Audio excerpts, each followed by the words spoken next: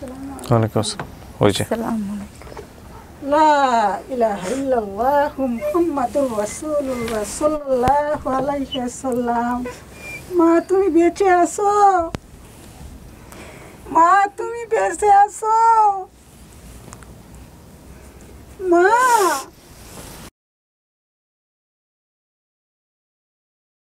আসসালামু আলাইকুম প্রিয় দর্শক, আল্লাহ আমাদের মঙ্গল করুন সেই দোয়া এবং শুভকামনা জানিয়ে শুরু করছি আপন ঠিকানার একটি আপডেট পর্ব নম্বর 284। প্রচার হয়েছিল 3/11/2022, প্রায় 1.5 বছর বা 2 বছর আগের গল্প, 1.5 বছর আগের ইনফ্যাক্ট। এবং যিনি অতিথি ছিলেন তার নাম হচ্ছে রোকসানা। সম্ভাব্য সফলতার সংখ্যা দাঁড়িয়েছে আজকে 348 এবং ইন টোটালি হবে 378। এখানে আরেকটা বিষয় জানিয়ে রাখি, আমাকে আরিফ ভাই কিছুদিন আগে জানালেন যে আমাদের পেন্ডিং ভিডিওর সংখ্যা, মানে যেগুলোতে রেজাল্ট এখন পর্যন্ত আসেনি, সময় নিয়েছেন তারা, সেটা সংখ্যা 12টি। আপনারা জানেন যে সাধারণত সময় নেওয়ার পরে রেজাল্ট আসলে ইএসি এসছে, মানে না বোধক কোনো কিছু আসেনি আজ পর্যন্ত। সেহেতু আমাদের এই সংখ্যাটাও যদি আমরা যোগ করি তাহলে আমরা 400-র কাছাকাছি পৌঁছে গিয়েছি অলমোস্ট, আলহামদুলিল্লাহ। সো এখানে রোকসানার তেমন কোনো তথ্য ছিল না, শুধু মায়ের নামটার মনে ছিল আর বলেছিল গ্রাম হচ্ছে নাইন্তাবাড়ি, জামালপুর।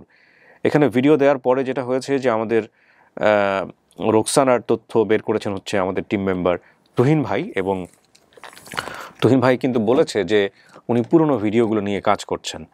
তো এটা খুব ভালো একটা উদ্যোগ, আমি নিঃসন্দেহে প্রশংসা করি তুহিন ভাইকে। দেখি উনি আমাদেরকে ভিডিও কি পাঠিয়েছেন, আমরা সবাই মিলে একটু দেখবো।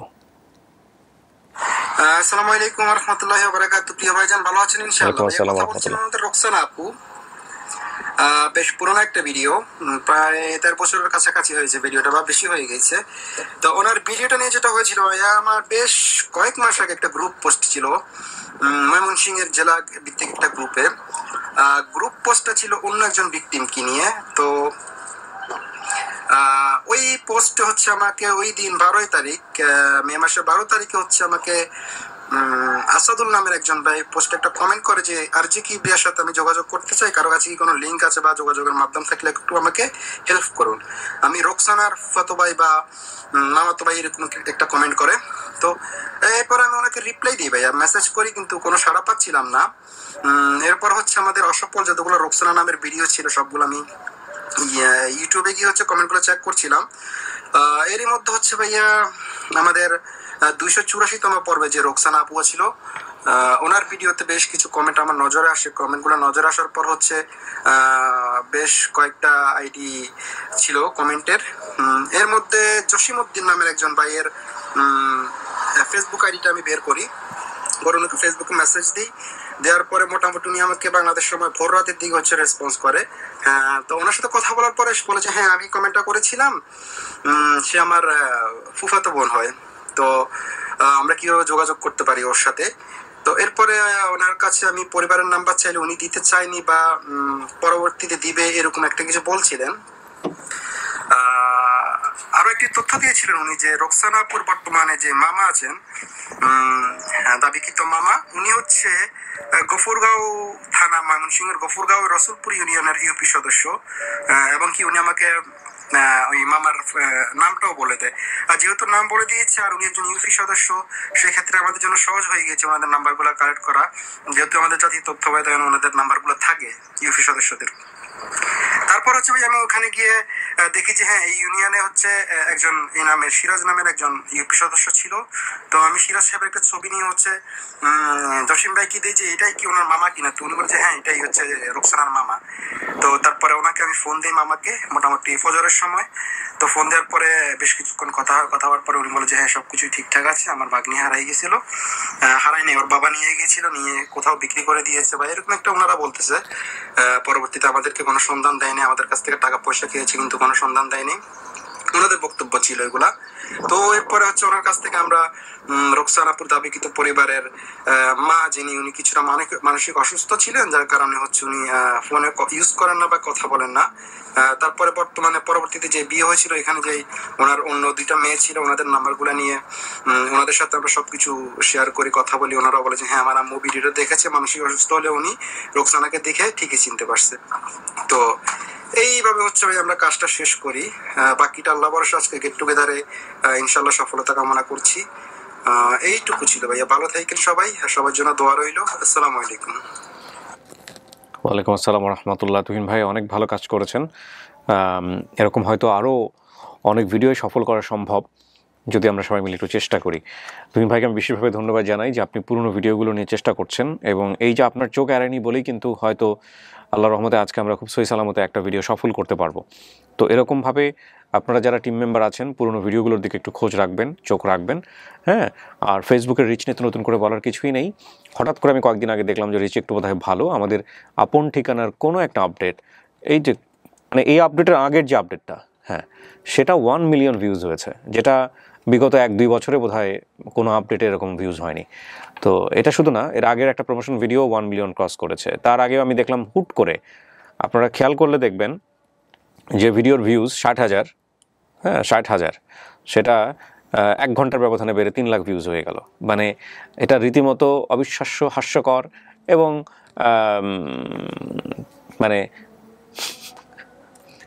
কোনোভাবেই অ্যালগরিদমের যে চিন্তা আছে সে চিন্তার পরিপন্থী। 60,000 ভিউজ 1 সপ্তাহ ধরে একটা ভিডিওস, সেটা 2 ঘন্টার ব্যবধানে 3 লাখ হয়ে গেল, তাই না? এটা রীতিমতো অসম্ভব ব্যাপার। তো এগুলো খুব চোখ বন্ধ করে মানে স্পষ্টভাবেই বলা যায় যে ফেসবুকের এইসব রিচজনিত সমস্যা, ফেসবুকের অ্যালগরিদমের সমস্যা বা সিস্টেমের সমস্যা আছে, অ্যানালিটিক্সের সমস্যা আছে, এবং এই সমস্যাগুলো বছরের পর বছর ধরে চলছে। সামহাও এগুলোর কোনো সমাধান হয়নি। এর দ্বারা ক্ষতিগ্রস্ত শুধুমাত্র আমাদের দর্শক না, এর দ্বারা ক্ষতিগ্রস্ত যারা আমাদের মতো কন্টেন্ট ক্রিয়েটর আছে তারাও। এবং এগুলো নিয়ে আমি বহুবার কথা বলেছি। সামহাও আমার এই পোর্শনটা ফেসবুকে যেহেতু যাবে না, আমাদের এখানে ইউটিউবে যাবে, এবং আমাদের অনেক দর্শকরা বলেন যে ভাইয়া পুরোপুরি ভিডিও কেন আসে না ফেসবুকে ভাই বড় লেন্থের ভিডিও দিলে ফেসবুক রিচ কমিয়ে দেয়।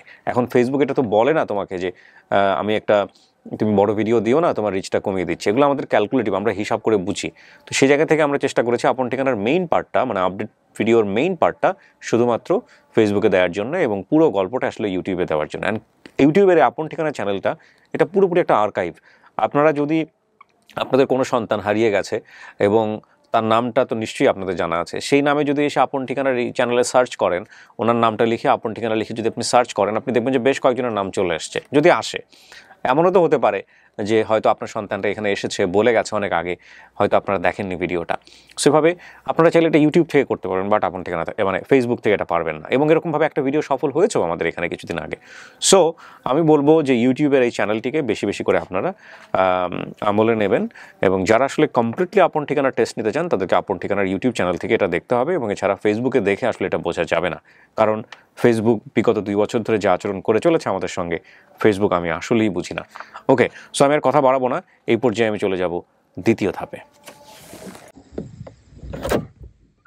আসসালামু আলাইকুম। রোকসানা কেমন আছেন? আপনি তো রোকসানা না? চেহারা ভুলে গেছি, 1-1.5 বছর আগে আসছিলেন তো, নাম তো ভুলে গেছি, যে চেহারা ভুলে গেছি। আপনার মেয়ে দুইটা? মাশাআল্লাহ, একটু পরিচিত ভাই। আপনার নাম কি ভাই? আমার নাম মোহাম্মদ বকুল তালুকদার। আপনি হাজবেন্ড? জি ভাইয়া। ওকে, এটা কি টুইন নাকি? জি। ও ওয়াও, পাশাপাশি বসান তো দুজনকে।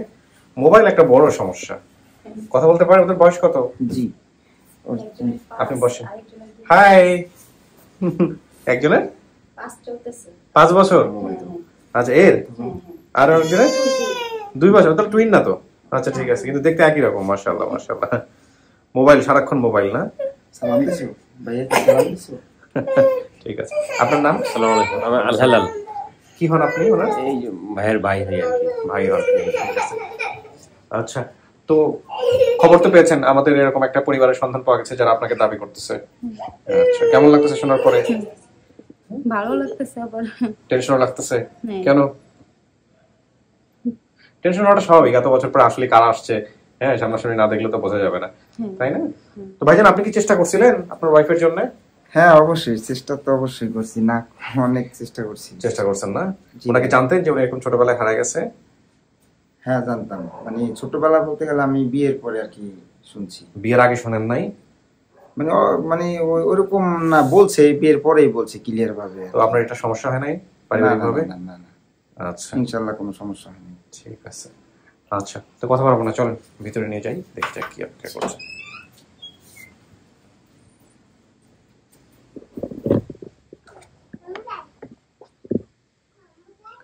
মাঝামাঝি বসেন, এখানে 10-15 মিনিট বসবেন একা একা, হ্যাঁ?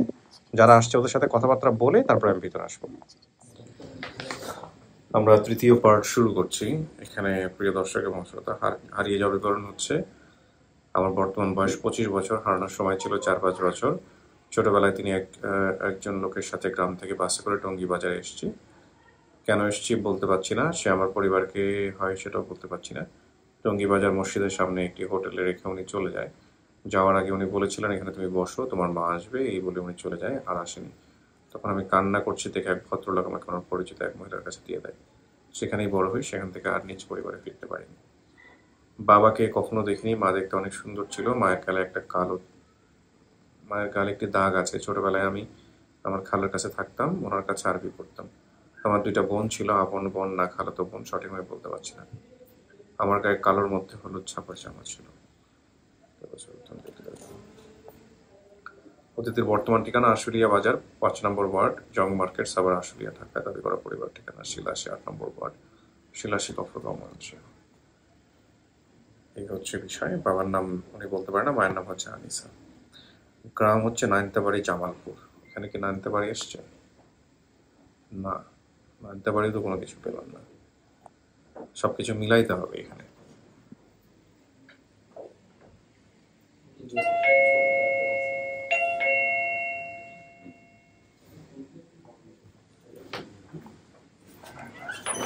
আসসালামু আলাইকুম। ওয়ালাইকুম আসসালাম ওয়া রাহমাতুল্লাহ।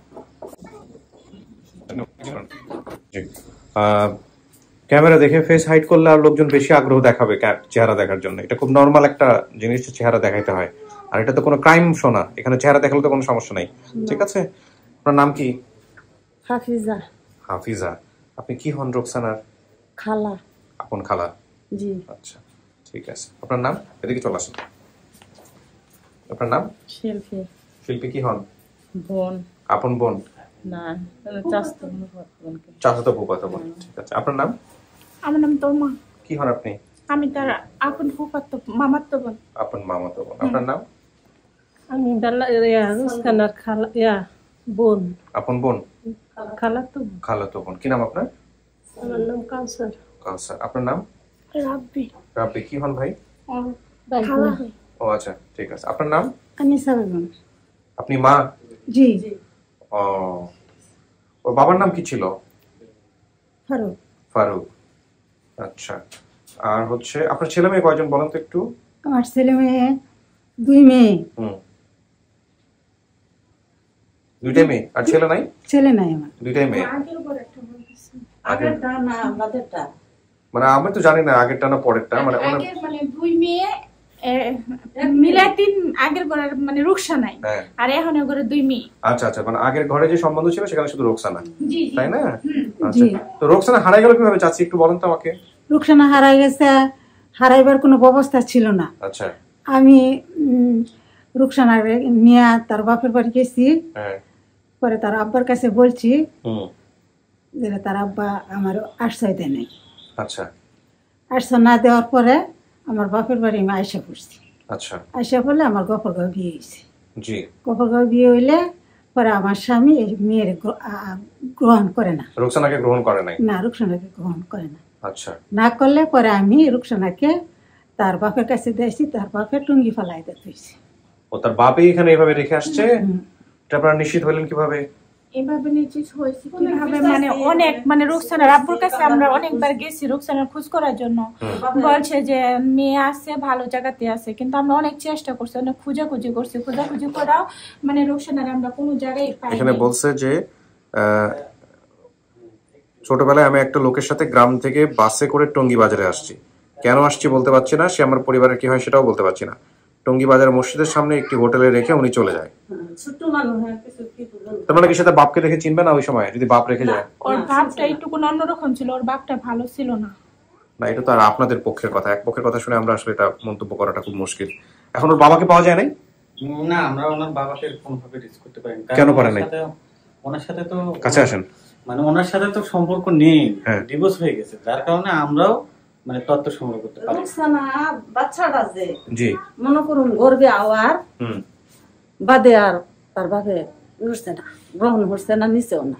এই আমার বাপের বাড়ি থাকিয়া বাচ্চা প্রসব হয়েছে, এই নই যে এই 5 বছর এনে বড় হইছি আচ্ছা বুঝছেন আচ্ছা যারা আমার বায়ানে এই বিয়া দেখাচ্ছে কবার চামড়াই ফালাম আচ্ছা যারা হ্যাঁ করছে কি না এরা তার বাপের গোসায় দেয়া হইছে আমি যেন বিবাহ বইছি হ্যাঁ যখন এটা গ্রহণ হতো না তো যার মেয়ে তার কাছে না দেয়া তুই পরে এর বাবা কি করছে এখানে এর বাপে এটা হচ্ছে যারা- আপনাদের বক্তব্য যারা তার বাপে নেহাইরা কই যে থইলো কত গেলাম আঙ্গর কোনো সিদ্ধান্ত দেয় না আপনারা যোগাযোগ করছিলেন এরপরে হ্যাঁ যোগাযোগ করছি আচ্ছা এখানে কথা হচ্ছে কি আপনারা তো আপনাদের মতো করে বললেন কিন্তু এটা আপনাদের বক্তব্য ওর বাবাকে যেহেতু আমরা পাই নাই সুতরাং এটাই যে রাইট বক্তব্য এটা আমরা বলতেছি না হ্যাঁ আমরা আপনাদের বক্তব্য শুনলাম কি আছে লাইনে দেখি তো।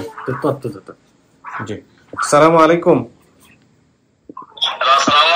ওয়ালাইকুম আসসালাম রাহমাতুল্লাহ ভাই আমি কিবরিয়া বলছিলাম স্টুডিও অফ ক্রিয়েটিভার্স থেকে আপনার নাম পরিচয়টা কি দিবেন জি আমার নাম মোহাম্মদ জসিমউদ্দিন আচ্ছা আমি ভালুকাই ভালো কাজ আমাদের এই রোকসানার ভিডিও সফল করার ব্যাপারে আপনি কিভাবে সহযোগিতা করেছেন একটু বলেন আমাদেরকে জি স্যার আমি আপনার ভিডিওটা অনেক আগে থেকে দেখি প্রায় 2013 সাল থেকে মানে শুনছি এতদিন থেকে জি পরে এটাই ফেসবুকের মাধ্যমে আমি পাইছি পরে আবার ইউটিউবে ঢুকলাম ইউটিউবের থেকে আমি দেখলাম আচ্ছা দেখার পরে ওই যে আপনাদের এখানে যোগাযোগ করলাম ওই তুমিন ভাইয়ের সাথে উনি মানে দুবাই থাকে আপনি কি কমেন্টস করেছিলেন আমাদের ভিডিওর নিচে জি জি আমি কমেন্ট করছিলাম ফেসবুকে এবং কি ইউটিউবে আচ্ছা তারপরে তুহিন ভাই আপনার সঙ্গে যোগাযোগ করছে না জি তুমিন ভাই আমাদের সাথে যোগাযোগ করছে আচ্ছা পরে তো আপনি নিশ্চিত হলেন কিভাবে যে এই রোকসানায় আপনাদের কারণ ওর তো ওই যে গ্রামের নাম কি না কি বলেছে ওটা তো মেলে নাই রাইন্দা রাইন্দা বাড়ি না কি যেন বলছে রাইন্দা হ্যাঁ হ্যাঁ নাইনতা বাড়ি জি রোকসানা বলছেন নাইনতাবাড়ি আসলে তার গ্রামের বাড়িটা রাইন্দা করছে আচ্ছা এইটাই কইছে লাইনটা ও ঠিক আছে শুধু মানুষ তো এখন কথা হলো যে এই রোকসানার পরিবারকে কি আপনি চেনেন কি হয় আপনার সম্পর্কে জি আমার ফুপু লাগে আপন ফুপু তার মা না রুকসানা ফুফাত তো বল রোকসানা কি আপন ফুফাতো বোন আপনার না আপন না মানে আমরা চাচা ফুলা এক গোষ্ঠী আর কি এক গোষ্ঠী এক শরীক আর কি। জি এই যে ওনাকে চেনেন জি উনি আমার ফুপি আচ্ছা ঠিক আছে ভাইয়া ভালো থাকেন কথা হবে ইনশাআল্লাহ দোয়া করবেন আমাদের জন্য জি আচ্ছা ওয়ালাইকুম আসসালাম রাহমাতুল্লাহ তাহলে আমি এখানে একটা জিনিস বুঝতে পারছি যে ও বলছে ওর গ্রামের বাড়ি হচ্ছে নাইনতা বাড়ি হ্যাঁ হ্যাঁ তাহলে ওর গ্রামের নাম এখানে আমরা পাচ্ছি হচ্ছে শিলাসী 8 নম্বর ওয়ার্ড শিলাসী গফরগাঁও না এটা হইছে না ওই যে বাদে সেখানকার আর ওই মেয়েটা গল্প আর তাহলে এই নাইনতা বাড়িটা কি হলো নানতা বাড়িটা রুকসানার আপন বাড়ি আপন বাড়ি আপন বাপের বাড়ি হ্যাঁ ও আর ওই যে শিলাসী বলছে যে যারা যে বিবাহ হয়েছে আমার বোনের সেখানকার হচ্ছে শিলাসী হ্যাঁ এইটা গোপরগাঁও শিলাসী আচ্ছা ঠিক আছে আচ্ছা তো আপনার মেয়ে আপনি ভিডিওটা কি দেখছেন চাচি হ্যাঁ দেখছি এটা আপনার মেয়ে জি আমার মেয়ে খুঁজছিলেন কখনো হ্যাঁ খুঁজছি হ্যাঁ মাথায় ডিবেট হয়ে গেছে তার না আমার মাথা ডিবেট হয় না পাগল হয়ে গেছে আচ্ছা মেয়ের জন্য হ্যাঁ এই যে ওহনো ঠিক না ঠিক আছে তো এখন মেয়ের সামনে গেলে মেয়েরে চেনাতে পারবেন মেয়ে তো বলছে আমার মায়ের চেহারার মধ্যে একটা চিহ্ন আছে সেটা হ্যাঁ দেখে আমি আমার বুঝতে চিহ্ন আছে ঠিক আছে মেয়ে আছে মেয়ের তো ভিডিও দেখছেন মেয়েকে যে ভিতরে রাখছি আমরা ডাকবো আপনাকে সেটা কি হ্যাঁ সামনাসামনি কথা বলেন চলেন কোনো ছবি টবি আছে আপনাদের কাছে মেয়ে ছোটবেলার নাই কিচ্ছু নাই এগুলো তো ছবির কোনো ইয়ে আছে না হ্যাঁ ঠিক আছে সমস্যা নেই যোগাযোগ আছে। আপনারা তো শুনছেন সমস্ত কিছু হ্যাঁ বসেন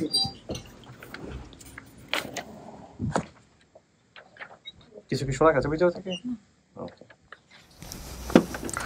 বাবার কথা কি কিছু মনে পড়ে আপনার না একদমই মনে পড়ে না বাবার চেহারাও ভাসে না বাবাকে নিয়ে কিছু মনে হয় আপনার কখনো মনে হয় না মানুষের শোনেন আপনার মন থেকে যদি কান্না আসে আপনি কাঁদবেন ঠিক আছে আপনি আপনার ভাইয়ের কাছে আসছেন গল্প করবেন কোনো সমস্যা নেই থাকে না যে মানুষ তো দেখছেন নিশ্চয়ই আশেপাশে বাবার আদর পায় সো বাবার কথা কিছু মনে আসে না আপনার সংসার জীবনে কখনো মনে আসে নাই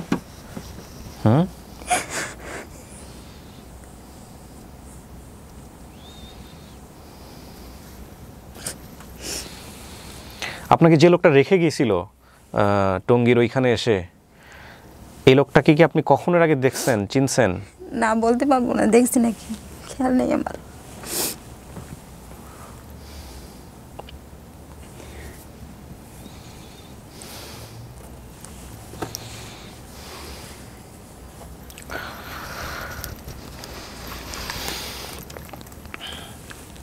মার চেহারা কিছুটা মনে আছে? মার চেহারা একটু মানে মনে আসে। আচ্ছা ঠিক আছে, সমস্যা নাই।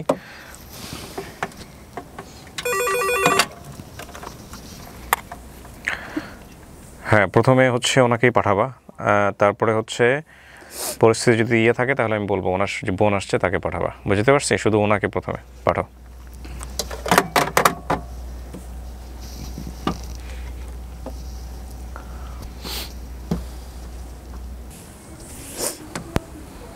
আসেন। ওয়ালাইকুম আসসালাম। ওই যে আসসালামু আলাইকুম। লা ইলাহা ইল্লাল্লাহ মুহাম্মাদুর রাসূলুল্লাহ সাল্লাল্লাহু আলাইহি ওয়াসাল্লাম। মা তুমি বেঁচে আছো? মা তুমি বেঁচে আছো? মা মা মা মা মাফ করে দিও।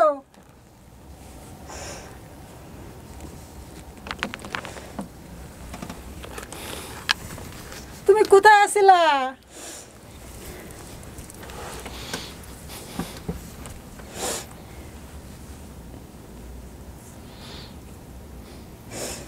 রুকসানা, আপনি ওনাকে কি চিনতে পারছেন? আমাকে চিনতে পারছো?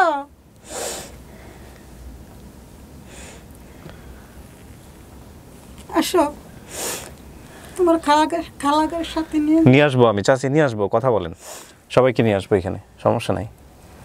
মা, তোমার রূপ এত সুন্দর ছিল মা গো।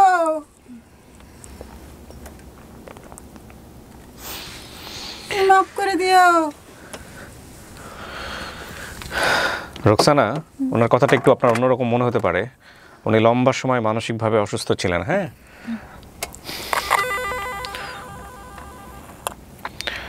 ওনার বোনকে পাঠাও।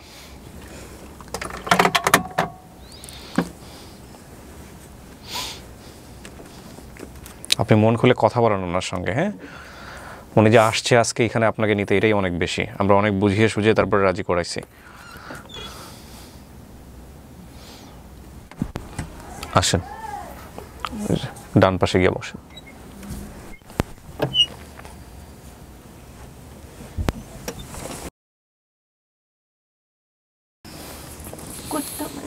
তুমি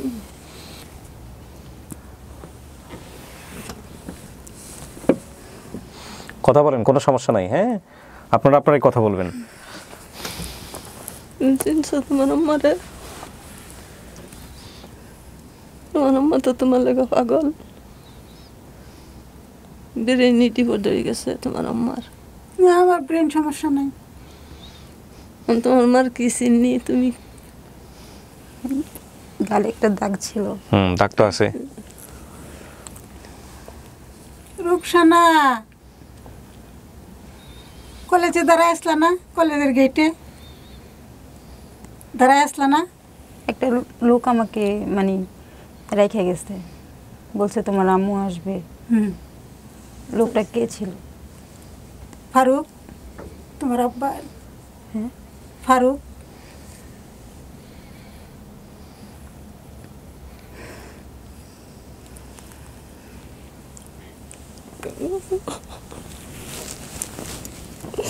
তোমার লাগে এত ডাঙ্গর খাও খাও খাও খাও করতেছে, এত বছর বড় মায়া তোমার মা দেওনি। এই দিন আর আছে তোমার আম্মার, তোমার মা তো শেষই। কেন রেখে গেছিল?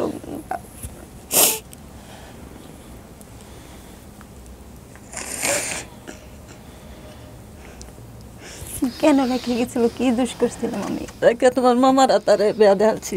তোমার কেলা খাচ্ছে আমার কাছে বলো তো? পালছে যেই পালুক।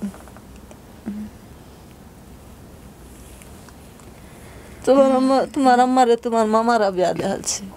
যারা তোমার মামিরা কইছে যে আমরা ইফালাম তারে বিয়া দেখালাই, তার দিনে দেখি যাইব যারা তোমার। রোকসানা, আমি একটু ছোট করে বলি আপনাকে ঘটনাটা, যেটা আমি বুঝতে পারছি সেটা হচ্ছে যে আপনার মার আপনার বাবার সঙ্গে বিয়ে হওয়ার পরে, এগুলো আপনাদের মার কথা, আমরা এক পক্ষের কথা শুনতেছি, আমরা জানি না আপনার বাবার পক্ষকে আমরা রিচ করতে পারি নাই, আমরা জানি না আপনার বাবার পক্ষের কী কথা আছে। সেটা হলো এই একপাক্ষিক কথা কতটুকু সত্য আল্লাহ ভালো জানেন। হ্যাঁ, তো বিষয়টা হচ্ছে যেরকম যে আপনার মাকে বিবাহ করবার পরে আপনার মা মূলত আপনাকে নিয়ে, শুনুক আগে আমার কথাটা শুনুক চাচি, তারপরে ওনার পা দেখেন কি দেখতে যাচ্ছেন, সমস্যা নেই।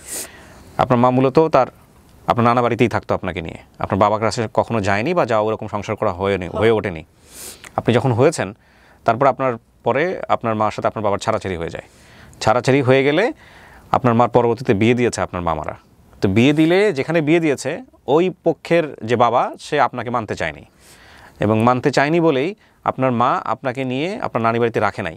যদিও আপনার খালারা চেয়েছিল যে আপনাকে এখানেই রাখতে, কিন্তু আপনার মা রাখে নাই। আপনার মা বলেছে আপনার বাবাকে দিয়ে আসতে, সো বাবাকে গিয়ে দিয়ে আসছে। সম্ভবত আপনার বাবার নাম ফারুক, ওনার বাবার নাম কি ফারুক? ফারুক সাহেবকে দিয়ে আসছে। এখন ফারুক সাহেবকে দিয়ে আসার পরে ফারুক সাহেবের ওখান থেকেই মূলত আপনি হারিয়ে যান, কারণ আপনার যে গ্রামের নাম মনে আছে এটা আপনার বাবার গ্রামের নাম।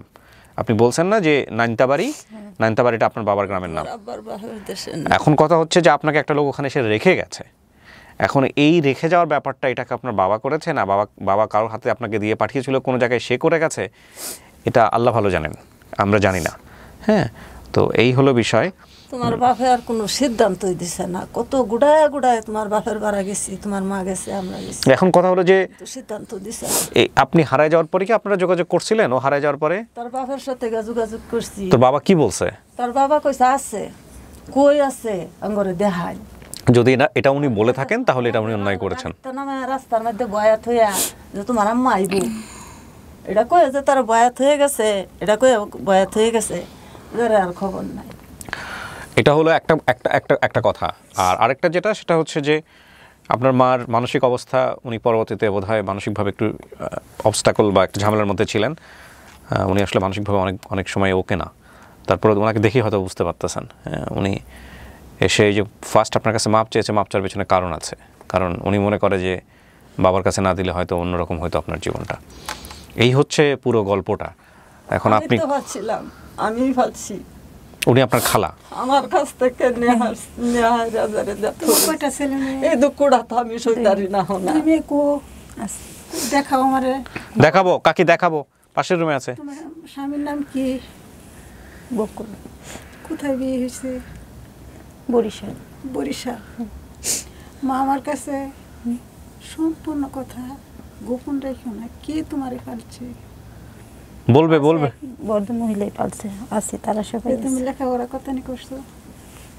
করাইনি আমাকে। লেখাপড়া করো নাই? কপাল মন্দ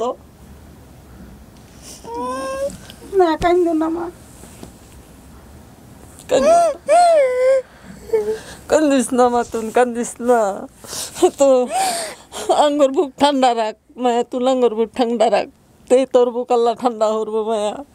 কান্দো না তুমি মায়া, কান্দো না। আঙ্গুর কলজাটা যে কি খাকা হচ্ছে এটা সামরা জানি রে মায়া।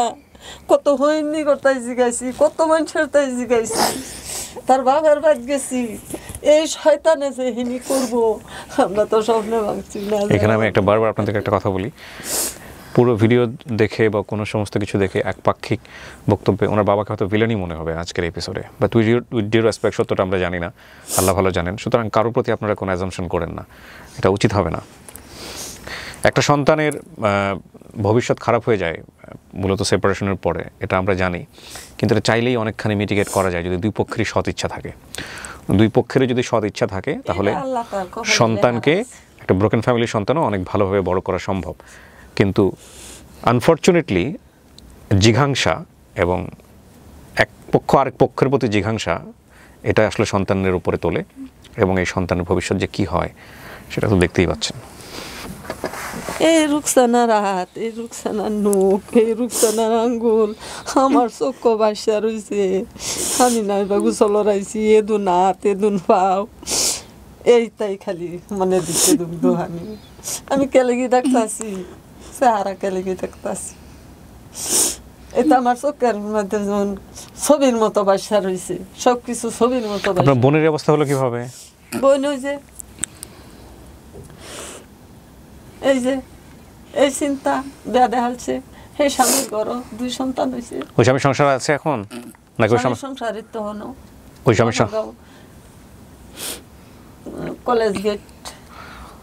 ওই স্বামীর সংসারে আছে নাকি নাই? ওই স্বামীর সংসারে স্বামী নাই, স্বামী মারা গেছে। মারা গেছে টুক করে। আর দুই বাচ্চা? ওই যে 2টা মেয়ে আছে।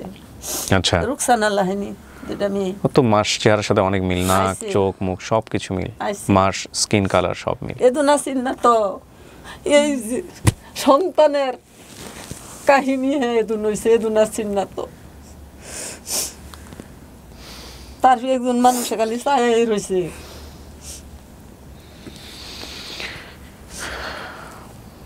আল্লাহ সত্যের কোনোদিন ধ্বংস নাই, আল্লাহ সত্যের ধ্বংস করে না।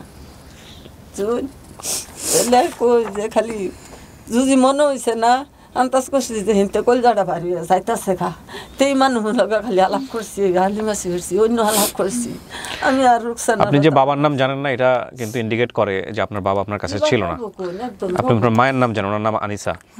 হ্যাঁ, এটা কিন্তু নিশ্চিতভাবে বোঝা যায় যে আপনার বাবা আপনার কাছে ছিল না, সেটা যে কারণেই থাকুক না কেন ছিল না। নইলে আপনি বাবার নাম কেন জানবেন না? আমরা তো আমাদের সমাজে বাবার নামই আগে শেখাই। হ্যাঁ, আর বাবারই তো রইছে নাম নেই, এই জন্যই তো বলছি। নাইন্তাবাড়ি জামালপুর বলছেন আপনি, বৃহত্তর ময়মনসিংহের মধ্যেই পড়ছে এটা। নাইন্তাবাড়ি ঠিক আছে, এটা আপনার বাবার বাড়ি, ওইখান থেকে আপনি হারাইছেন মূলত। এই যে তার ওই যে বড় মেয়েটা আছে না, এদুন ডাঙ্গর, এটার কি মনে থাকবো কই? ওই যে এর বড় মেয়ের মতো বয়স, কি মনে থাকবো কই? মেয়েটা তো হুম না, হ্যাঁ একটু স্বাস্থ্য নষ্ট আছি না, স্বাস্থ্য নষ্ট আছি। ও না এই সিদ্ধান্ত ওর বাদে সারাটা দুনিয়া থক্ত হয়ে গেছে আপনাদের বাড়িতে। হ্যাঁ, থক্ত হয়ে গেছে, বুঝুন না, বিদেশ থেকে ফোন করতেছে এটা আঙ্গর মেয়ে রুকসানা। না, সেটা তো ঠিকই আছে, এখন রুকসানা মানলেই হয়। আপনার শরীরে কোনো চিহ্ন আছে যেটা আপনার খালার বলার কথা, মায়ের বলার কথা? বলেন তো, দেখেন পরীক্ষা নিলেন, পরীক্ষা নেন, সমস্যা নাই, কথা বলেন। না না, ওর কথা বলতেছে, তুমি বলো। কোনো চিহ্ন আছে? চিহ্ন আছে। আপনার মার জানার কথা? জন্ম দেখাছে বাড়ির নিচে না তোমার? হ্যাঁ। কোথায় কোথায়? বাড়ির নিচে না? বাড়ি মানে মাজার নিচে। হ্যাঁ, মাজার নিচে। বাড়ির নিচে বলতে? আচ্ছা, বাড়ি কি আপনার ময়মনসিংহের কোনো শব্দ, আঞ্চলিক শব্দ? এটা কি মানে? না না, ওর শরীরে জন্মদাগ কোথায় আছে চাচি? বাড়ির নিচে আছে না তোমার জন্মদাগটা? মানে মাজাকে বাড়ি বলে? ওকে, আচ্ছা ঠিক আছে, ঠিক আছে। মাজাডারে আছি বাড়ি বলেন আপনারা? বাংলা ভাষা। আচ্ছা ঠিক আছে, আপনাদের এলাকার ভাষা হলে আমার কোনো সমস্যা নেই। মায়ের সাথে কোনো ঘটনা আছে ছোটবেলায়? মা মনে করতে, আপনার মার পরিস্থিতি তো বুঝতেই পারছেন, বলতে পারে কিনা, কথাবার্তা বলেন, বোঝার চেষ্টা করেন যদি মানেন ওনাকে।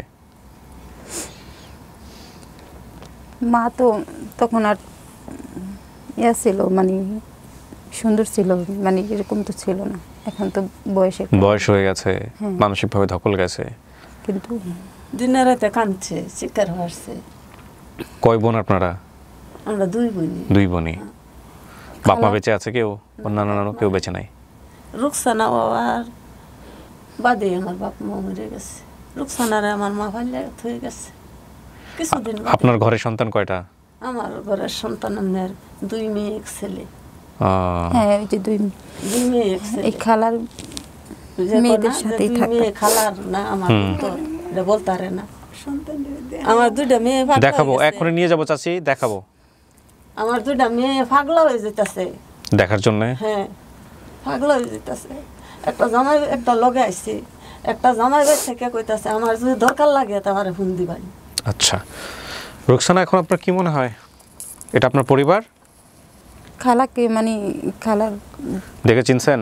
হ্যাঁ, খালার কাছে আপনার মার মুখের যে চিহ্নের কথা বলছেন সেটা তো ঠিক আছে, ঠিক আছে, কিন্তু মা তো একটু সুন্দর ছিল, এখন তো মার উপর দিয়ে অনেক ধকল গেছে। হ্যাঁ, মুখটা একদম মাসি আইছে গেছে, এরকম অসুস্থ ছিল।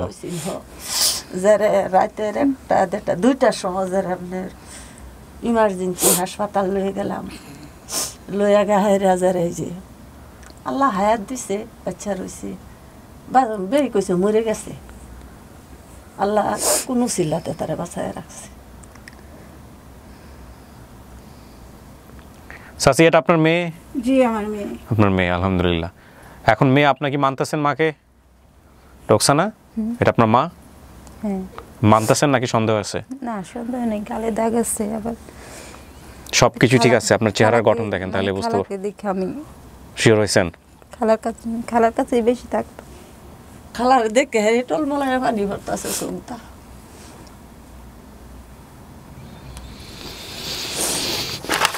আজ যদি বুঝ থাকতো, একটু বুঝ থাকতো, কেউ বুঝ না থাকতো, ওটা তো মনে করুন এত সব কিছু কই তারতো। এই যে যাই আকৃতি একটু একটু তার ইয়া রয়েছে, এটাই আকৃতিতে হয়েছে। এই এপিসোডগুলো যদি একটা সন্তানেরও অবস্থার পরিবর্তন ঘটায় বাংলাদেশে, ডিভোর্স বা সেপারেশন বা তালাক যাই বলি না কেন, এটা হওয়ার পরে অন্তত বাবা মায়ের পরিবার যাতে সন্তানের জন্যে, ডেফিনেটলি এটা সম্ভাবনা অনেক জায়গা থেকে, কারণ ডিভোর্সটা তো আর ইচ্ছা মানে খেয়াল খুশি মতো হয় না, দুঃখ কষ্টের কারণেই হয়, মানবিমানের কারণেই হয়, জিজ্ঞাসার কারণেই হয়। কিন্তু সন্তানের জন্যে, সন্তানকে বাপের মতো, মায়ের মতো এই জায়গাটা থেকে যদি একটু শিক্ষা দেওয়ার সুযোগ হয়, একটু যদি আমরা এই জায়গাটা একটু কম্প্রোমাইজ করে নিজেদেরকে, তাহলে সন্তানের ভবিষ্যৎটা ভালো করা সম্ভব। তার বাপেরও তো ধরা হইব। হ্যাঁ, সুতরাং এটা কিন্তু খুব গুরুত্বপূর্ণ, এটা মাথায় রাখবেন। এবং এই আপন ঠিকানা শুধুমাত্র গেট টুগেদার না, আপন ঠিকানা অনেক বড় একটা মেসেজ দেয়। আমাদের পুরোপুরি রাষ্ট্রীয় আইনি ব্যবস্থাতেও পরিবর্তন আসা উচিত। বিশেষ করে কাস্টাডি বলেন, বাবা মায়ের রাইটস বলেন ডিভোর্সের পরে, এই জায়গাগুলো নিয়েও নতুন করে চিন্তা করা উচিত, যাতে করে সন্তান তার দুই পক্ষকেই সমানভাবে পায়। এবং এটা পাওয়াটা এনশিওর করাটাও রাষ্ট্রের দায়িত্ব, আইনি দায়িত্ব। এটা খুবই গুরুত্বপূর্ণ একটা ইস্যু। প্রিয় দর্শক এবং শ্রোতা, আমরা সাকসেসফুল বলছি আজকের এই এপিসোডকে। আজকের এই এপিসোড, এটার মধ্য দিয়ে আমাদের আপন ঠিকানায় সফলতার সংখ্যা দাঁড়ালো 348। আলহামদুলিল্লাহ, রোকসানা তার পরিবারের কাছে ফিরে গেল। রোকসানা, আপনাকে আমার একটু প্রশ্ন আছে, সেটা হচ্ছে, এই তো আপনি জানলেন পুরো ব্যাপারটা, এখন বাবা নিয়ে আপনার বক্তব্য কি? বাবা বেঁচে আছে? হ্যাঁ, বেঁচে আছে। আপনাদের বাড়ি থেকে কি পাশাপাশি? কত দূর? 3 মাইল। 2-3 মাইল? হ্যাঁ, 3 মাইল। আরো কম, আরো বেশি, 3 থেকে 5 মাইল, তো কাছাকাছি। কাছাকাছি। তো এখন কথা হলো যে আপনারা খবর দিলেন না কেন? মাইয়া পাওয়া গেছে, এরা খবর দিতেন না। এরা তো মানুষ না, তারা খবর দিব। আমার বড় ভাই একজন আছে মেম্বার, তার সেইভাবেই নিব। কিন্তু আইসিন হে যে বিয়া করছেন, তার বউ আসিন, বউ মারা গেছে। বউ মারা যাবার বাদে গফরগাঁও আইসিন আমার বোনের নিবার লাগিয়া। যখন আমার বোনে কইছে যে তোমার পরিবার মরে গেছে, ওখানে সমানে নিবার লাগে, আমার রুকসানারে গেছো, আমার রুকসানারে আইনা দাও আমার সামনে, দরকার পড়ে তোমার ঘর আমি আবার যাইম। তুমি আমার লগে লও, যারা আমি রুকসানারে আইনা দেম তোমার উড়ো, আমার উড়ো না আইনা দে বাজারে আমি যাইম। এই যে বাক্সে যে বাক্সি, এই যে বাক্সে যে বাক্সি, এদুন ইতিহাস হয়েছে। আচ্ছা রোকসানা, আমি আপনাদের এই পারিবারিক বিষয় নিয়ে আর কিছু বলি না, হ্যাঁ, তবে একটা জিনিস আমার আপনার কাছে দাবি বলি, সেটা হচ্ছে আপনার বয়স এখন কত? আপনি ধরেন এখন বয়স আপনার 25 বলছেন, 25 হোক বা 30 হোক, যাই হোক, 25-30 বছরের এখন যে অবস্থায় আপনি পরিবার পাইলেন, অনেক বাংলাদেশের অনেক ছেলে মেয়ে কিন্তু পায় না, ঠিক আছে? আপনার এই পাওয়ার মধ্য দিয়ে আপনি যদি কখনো আপনার বাবার মুখোমুখি হন, বাবার সামনে দাঁড়ান, আপনার এই অতীত স্মৃতি বা বাবা মায়ের খালার বক্তব্য এগুলো নিয়ে তাকে মুখোমুখি না করাটাই উচিত হবে। সে যদি আপনার সামনে এসে যদি মনে করেন যে পিতার অধিকার নিয়ে যদি দাঁড়ায় এবং যদি সে সাপোর্টটা দেয় আপনাকে এই বয়সে, যে না যা করছি বা যেটা হয়েছে না হয়েছে আপনাকে সে সন্তান হিসেবে মেনে নিচ্ছে এবং ফুল সমর্থনটা তার আগ্রহটা আছে, তাহলে আপনি যেহেতু নিজের চোখে দেখেন নাই, আমি নিশ্চিতভাবে আপনাকে বলবো, হ্যাঁ ওনাদের ক্ষোভ আছে, সেটা ওনাদের বিষয়, কিন্তু আপনার জায়গা থেকে বিষয়টা নিয়ে করাটা ঠিক হবে না। আর উনি ওই কাজটা আদৌ করছিলেন কি করেন নাই সেটা তো আপনি জানেন না, ওনারাও জানে না, ওনারা ধারণা করতেছে, কারণ ওনাদের কাছে উনি ভালো মানুষ ছিলেন না, ঠিক আছে? আমরাও দেখি নাই। সুতরাং না দেখে না বুঝে একটা মানুষকে এত বড় একটা, তাও বাবা, এত বড় একটা শাস্তি এটা দেওয়াটা চরমভাবে অন্যায় হবে, বুঝতে পারছি? সো আপনি তো নাও পাইতে পারতেন, তাই না? সো খারাপ ব্যবহার করবেন না, এটাই হচ্ছে আমার জায়গা থেকে বলার, ঠিক আছে? তো আলহামদুলিল্লাহ প্রিয় দর্শক এবং শ্রোতা, আমরা এই পর্যায়ে চলে যাব পরের ধাপে, দেখি সবার সঙ্গে সবার গেট টুগেদার করিয়ে দিই। ধরে নিয়ে আসো।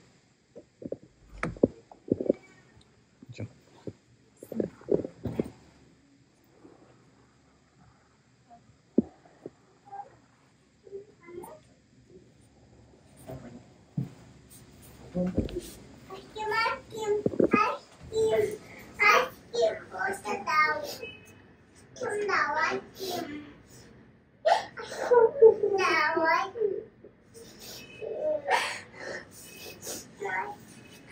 দাও আমার মেয়ে ডাক দাও আসুন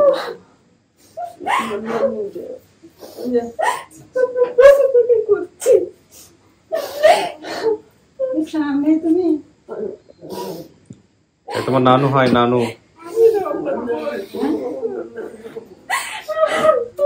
তাকে ডাক দাও, রাত্রে ডাক দাও। নিচে কে আছে? ডাক দাও। ক্যামেরায় আসবে না তো, দাও থাক। একটু পরে আনতেছি চাচি, আমরা ক্যামেরায় আসবে না তো, একটু পরে আনতেছি।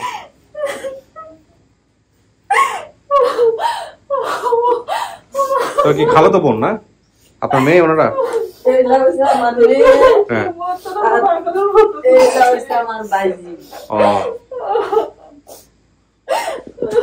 এ হচ্ছে রোকসানার স্বামী, আপনার শাশুড়ি। হ্যাঁ,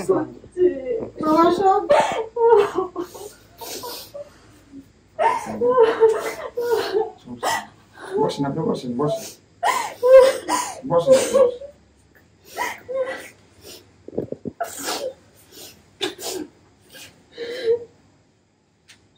আসেন ভিতরে চলে আসেন আপনি।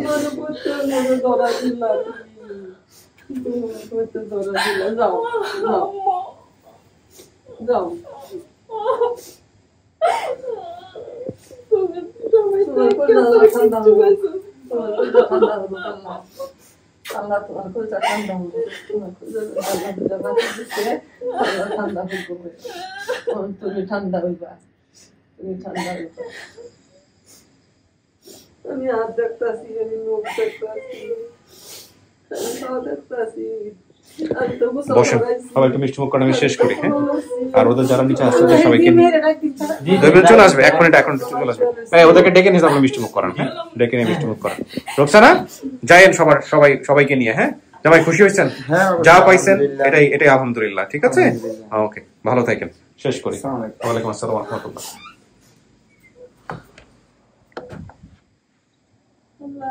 আলহামদুলিল্লাহ প্রিয় দর্শক এবং শ্রোতা, আরও একটি সফলতা, এবং এই সফলতার মধ্য দিয়ে সংখ্যা বেড়ে যাচ্ছে। সংখ্যা আমাদেরকে আত্মতৃপ্তি দেয়, বাট থমকে যেতে হয় কিছু কিছু সময়। আমার আজকের এই ভিডিও করার এক পর্যায়ে মনে হলো যে এরকম একটা ঘটনা কিন্তু আমরা আপন ঠিকানায় পেয়েছিলাম। আমরা আবারও বলছি, যেটা আমার বাবার ক্ষেত্রে কী হয়েছে আমরা জানি না। আমাদের সমাজ ব্যবস্থাটা এমনভাবে তৈরি যেখানে সামহাও মাকে একটা ভিন্ন মর্যাদা দেওয়া হয়েছে। এটা আমাদের ধর্মেও আছে আলহামদুলিল্লাহ, মাকে একটা ভিন্ন মর্যাদা দেওয়া হয়েছে এবং সেটার প্রয়োজনও আছে। কিন্তু বাবাদেরকে সামহাও কোনো না কোনোভাবে ভিলেন বানানো হয়েছে। বিশেষ করে এই সব সেপারেশনের ক্ষেত্রে বলেন বা অন্যান্য জায়গাগুলোতে বলেন, আইনি সহযোগিতার ক্ষেত্রেও যদি আপনি বলেন, সেখানেও বাবারা অনেকখানি অসহায়।